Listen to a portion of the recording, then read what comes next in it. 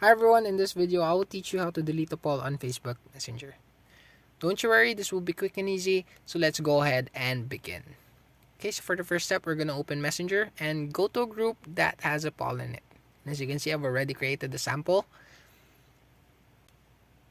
So technically, you cannot really delete this poll. As for when you tap and hold it, it isn't like when you tap and hold a message or a bubble in conversation. It doesn't give an option such as reply, delete, remove, or react to it. It's just gonna ask for your vote to the poll. That is why you cannot literally delete this. But there are two ways on dealing with this one. For the first one, you're just gonna let it be.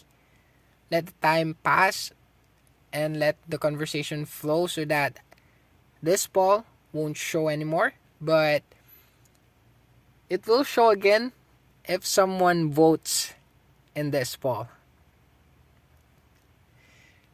And here we go with the second one. You can just delete the whole conversation. And I say delete literally everything. And to do that, you can just tap on the information icon on the top right corner of your screen.